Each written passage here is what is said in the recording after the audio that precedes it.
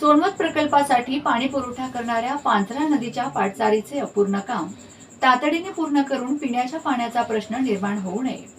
पांझरेचे पाणी सोनवत प्रकल्प भरण्यासाठी तात्काळ सोडवण्याबाबत धुळे तालुक्यातील कापडणे ग्रामस्थांतर्फे निवासी उपजिल्हाधिकारी शरद पवार यांना निवेदन देण्यात आले.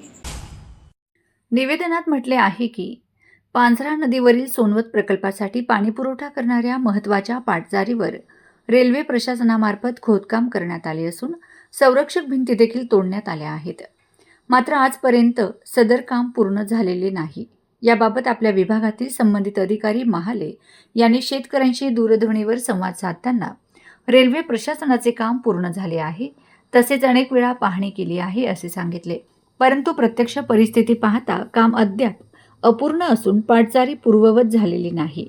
यावर्षी त्या पाटचारीमध्ये पाणी सोडले जाणार नसून संबंधित अधिकाऱ्यांनी सांगितल्यामुळे शेतकरी व नागरिकांमध्ये भीतीचे वातावरण निर्माण झाले आहे.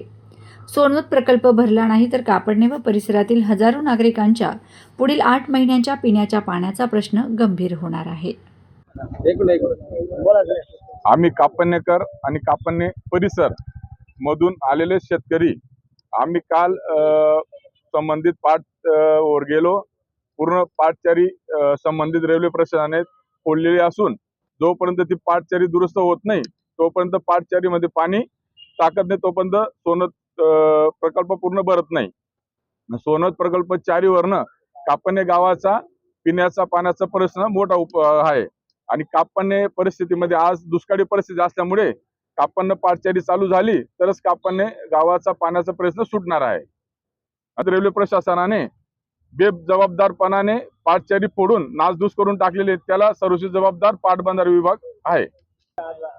त्यामुळे आम्ही आज जिल्हाधिकारी कार्यालय इथं निवेदन देण्यासाठी आलेलो आहेत. संबंधित जिल्हाधिकारी साहेबांनी याची दखल घेऊन तात्काळ चौकशी करण्यात यावी. कुणाल पाटील माजी आमदार त्यांना आम्ही परवा फोन केलेला होता. त्यांनी फोनची दखल घेऊन माननीय जिल्हाधिकारी साहेबांना फोन केला. बाबासाहेबांनी परत पाटबंधारे विभागाला पण फोन केला.